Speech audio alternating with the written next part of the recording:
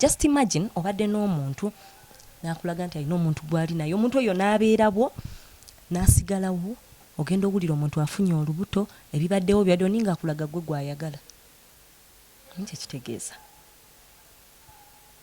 Alright, Kachumba TV, it's me boy MC Pinsaivo. Leero olunaku lwa Kabaka tukiseeke Bulange Mengo amasuuti ge gano nyumye kati kujja no kuswangizi mu biraba bannange. Zafaran. Ndi abantu bagambe bajja gamba newaana nnyo. Owomedde mu muleera. Ofulumidde ddala munnaye omusajja wa Kabaka gumidde. Kahaiti kali katya. Ake kanzu. Ng'omuntu. Tulumya baya. Bo bakulumwa naye tebalina kyakikolera. Senga nzijje wammwe ngamba sizze. Senga kibingo omulidde omwana agambye abantu batulaba. Nina senga wange omukibinge senga kibinge omwana agambye ajja. Bagenda kumperekerako bangi nnyo. Mazima. Nenga. N'omwana tu. Ogamba otya? Ni bulungi mukwano ogamba otya? Weyagala. Sina tabu pozigwe. Jeguli. Olwaki nedda? Omukwano Jeguli ke kayimba akatambula mu Uganda uptown downtown mu Kanoonyeeko Zafaran wonna gwe genda ku social media zonna Jekali emirimu tujyaniriza akalabyeko kashyalingire munno n'omulala akashyalingire munne alina obulumi mu mukwano alina obulumi mu industry bali bakyaye gwe baluma gwe bakwabula gwe banyiza gwe babba bakubba sente bakubba ngoye bakubba ttaka yali mmotoka tuwuliriza oluyimba twegumye tudde engulu kuba mukwano Jeguli omukwano Jeguli owaye jali omuntu n'okukkiriza nti ajja kujja ngenda kujja okitegedde ekintu ekyo eyo ensonga twogere mukama oli virgin limbeerera kuba virgin kiyinza obutajjaayo makulu limbeerera erya ddala oyagala kumpakanya tebagiranga okugira ki waliwo ebuwa baana bebikuza batezibinga nga babikulira ki nze omwana ayambadde obulungi bwenti kati obikulewa kulewanza omuntu ayambadde obulungi bwenti n'ebitumbwe nyize bya nakusanga lumwe wa Pastor Bugembe engamba bannange abantu bano bulijjo babeerawa ng'ofulumye ndeka ng'ate tuli mu jjaaji n'engamba Mukama Katonda taasa kaligako tekakola ensobi kyetuufu naye munnaye kati ate tunaanyiririra eno yokka newa Katonda kuba byonna yabituwa kati bw'otonyiririra wa Katonda okulibwa okw'abasajja kito omulira olabika bulungi akasente ate olinamu tulambifo ebyebbeeyi okikola otya ogiyita mu mbeera eyo sifunamu kusoomoozebwa kuba ng'omuntu yenna sikiwa nti wali omukazi awulira obubi nga twamugambyeko okujjako ng'olina ekizibu lwaki obagaana sibagaana naye kati just baba tebayise mu kasengejja okasengejja omuntu ng'ajagala kujjawo gy'oli ayina bana bisaanyizo ki byange nze mbirabira oyagala mbibagambe kati mujje nga bye mutadde ku mwanjo ku bitaano babule ku bibiri mujje nga bye mutadde ku kimu olina obeera ng'oli financial stable kiddemu kyegere mu lulimi olutegerekeka alina okubeera ng'ayimiridde mu bigambo by'essente sina kuyimirira buyimirizi kuba osobola okuyimirira ng'olinamu akamotoka ng'osula mu apartment yanga yakakadde naye olina okuba n'essente na muganda wange Eddie ye sente talina naye obwongo abulina obwongo obukola ki buleeta sente kakati bw'obeera awo ne weebaka ozukka ofunye sente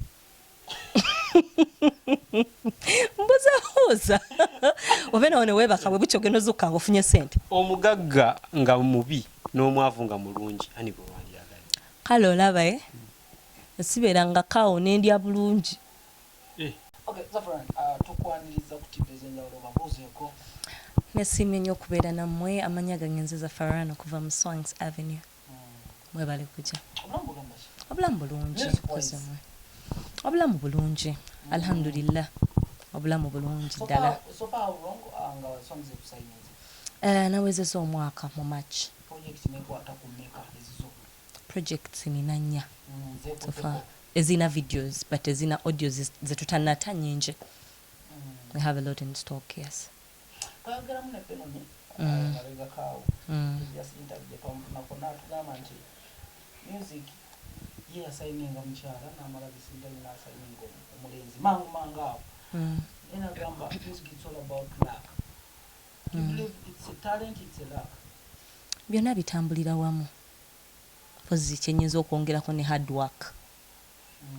Yes, bitambulira wamu, they move hand in hand. Okay. Yes, you can be lucky naye nga tolina kyogenda kuleeta kyanjawulira still luck ejja kutuusa weekutu. Be lucky, yes, but kuliko ekyeyongerako. It's either talent or hard work. Naye nga waba otera kubeerawo mu nju n'obala n'ogamba katogo n'ayimba biki? Mbakonze. Mbako buli omu wakabi mu bwakabi bwe mu ngeri ye. Bakasayininga omuyimba omulenzi. Yes, and I'm so happy for him, my brother Elijah. You're very welcome and wish you all the best. Garwachi ntya. I was just excited. No. Amazima nali musanyufu nnyo kubanga kwagaliza. Nfuna kwagaliza. So bwe njagaliza omuntu afunye ekirungi kye natuukako tekiba na buzibu. Bwe musanyukirako ng'ekintu ekirungi kizze gy'ali kirimu haramu ekyo. Yes, it is. What about you? It is nange nkoze role yange. And you're talented. My dear, ebintu bino olumu bakadde. Nze nkimanyi akadde because when the right time comes, nothing can stop it. Naye bwe kaba tekannaba osobola okukola n'okola ekituufu ky'oteekeddwa okukola, but kasita okimanya nti akadde when that time comes, because naabo b'ogamba nti abalak kaba kadde kubeera bangi abazze nga tebalina kye balina era ne bata nekikomaawo. Wawulira otya njagala okuba okusobola otugambe nti wali excited ne mutima wawulira otya did you welcome him? Namwaniriza. Oba basayininga Elijah nga tebalina kutuusiza. Labayo namwaniriza we batuukira okubanga balaba they have the capability okusayininga omuntu omulala kitegeeza obusobozi bwe buli obutusobozesa ffenna okuba nga tukukola music. So sina bubi bwe nawulira. How is the story in the family? Like we basayininga bana bayimba abadde already abalima abakola ku linnya. Do they help you? Tukolera wamu era ade can come fena ne tujja nosanga we tuli ku studio tuli mukola. I've never seen when you know Bundis Azawi Vinka posting you to show the public. Really? They do post me. They post me. Music you. Bapostinga buli kimu nafulumiza Jeguli, they all posted everywhere on all their social media platforms. Bambi baposting ekyo saze tewali command, they do it willingly. We family tuli bawamu, so tukikolanga bawamu. No hard feelings, my dear. Bino ebintu bya music budde buli omu alina obudde bwe. Omukisa gw'oli si gwe gwange ekitegeera.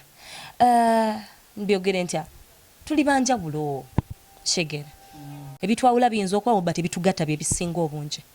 Kuba bw'ojja ku mulimu ng'ofunye omulimu guba gugwa wekka obalina bw'ogenda okukola nabo, naye olw'okuba tobamanyi tobadde nabo kikugaana okolagana nabo okitegeera. So we won. Zafaran, watandise okufuna some shows to perform? Yes, mbadde nfuna shows mabegako awo era nyongera okutegeeza abafaani bange. I'm very very open for shows. Baaniriza mwenna muleeta emirimu mikolo mbaga biki buli kimu kyonna I'm available. Ne Easter nagiyiseemu bubi.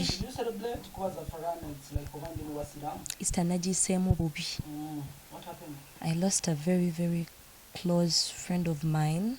Abadde muwala wange kuba mama we yeddira Mbogo ate nange ndi wa Mbogo. Immaculate Namaganda kama kuumuza emirembe. Yafa ku Easter sawa 7 emisana. So it was so sad for me. Olunaku lwakomaawo. Era Easter Sunday nali eyo, Easter Monday nali eyo, ku Lwokubiri ne tuziika. So bad, yeah. Naye nga idi ejja. I had interviewed Easter.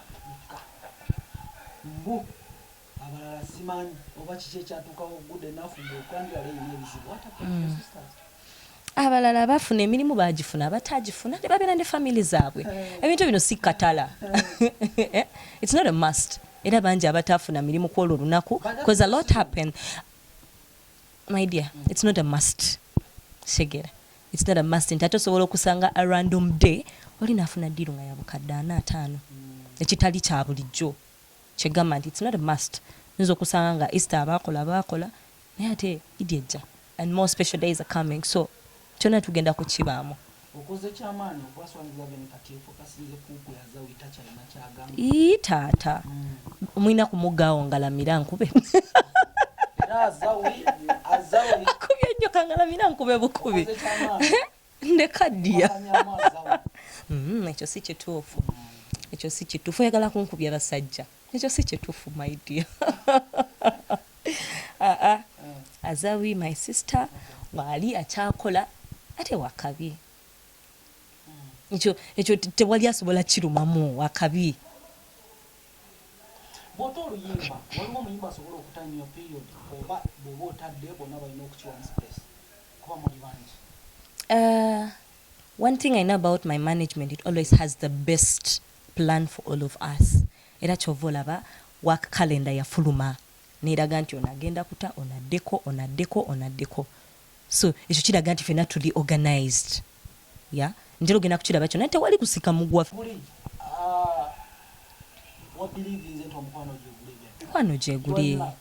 mukwano gyeguli nina okukkiriza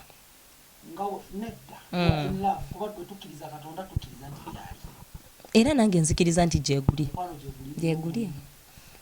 ngulina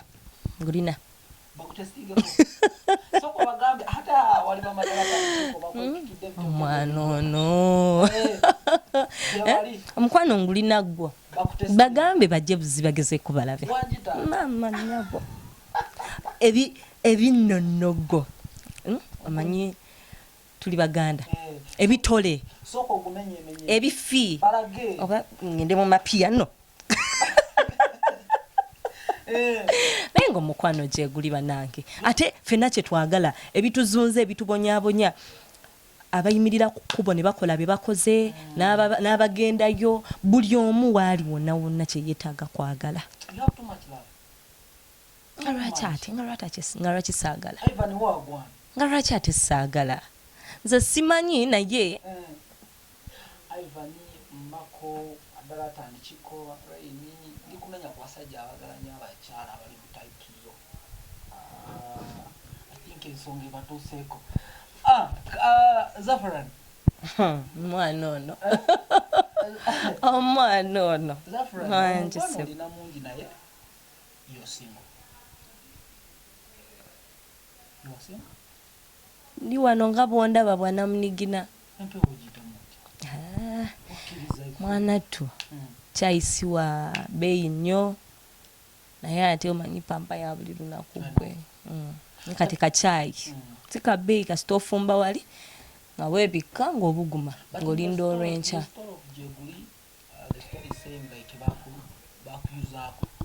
kituufu ate kyogamba you wouldn't want to know my dear abasajja mama nze sijja kwogera kye boogera sijja bayita mbwa nga balala bwe bagamba nga abasajja bw'ofuna obudde kale sijja bagamba kubeesonyiwa ate munnange tunaddawa kuba ebyensi bino olina kusalawo bw'otaba eno oba eno ti munnange mwe baffe naye nga temuli bangu nnyo gala omwana w'omuntu n'omumalirako obudde n'okola byonna byonna ne weerekereza buli kimu kyonna kyonna disappointment ejja mu bulamu kuba it's a killing poison kiki kyajja mu bulamu buti wakoganogwa kyampisa bubi but I always know how best to treat my my stress. I know how best to treat my neweekuŋŋaanya. Just imagine obadde n'omuntu n'akulaga nti alina omuntu gw'ali naye omuntu oyo n'abeerabwo n'asigalawo ogenda owulira omuntu afunye olubuto ebibaddewo byadde nga akulaga gwe gw'ayagala nkye kitegeeza ate si haji kuba munaye waba haji okkiriza nti ogenda bahakki byebyo byebyo katono nnyo I've seen some of female artists bazaala banaku zino bafuna olubuto talina mushoko yo negamba olubuto kamujjemu azaala So when it comes to you, ekikubako what can you? First and foremost, abaana kirabo okuva eri Katonda. Mukama bw'aba mulese lwaki oba tomuzaala? Lwaki oba tomuzaala? Omanyi ebibuzo bingi ebibeerawo mu bantu basigala babuuza kino ali biki agwawa biki. Kakati n'okuzaala kikuyambako okuba nga azzeemu ebimu. Nserina nkyali kito. Nkyali kito. Nkwe namba ya mama wange. Nkwe namba ya mama wange. Then how old is that? Noti musanvu. Funa wandika. Okay, my last question. Okujoininga Swans Avenue. Yeah. Bakujawa. Anadi ndi bakulonjeyo mu church. Tebanzija mu church. Already. How are you feeling joining a big brand? Already nalimu mu industry naye nali nkola covers. Nali nkola live band. Yes, nga mpozi kirala nga backinga bayimbi. Yeah. So mu band mwe nali mukwano gwange ye ya introducing eri abantu bano. Nkujja netwogera netula ku meza netuteesa and we saw that we could do magic. So here we are. Okay, tukubire mu Jeguli.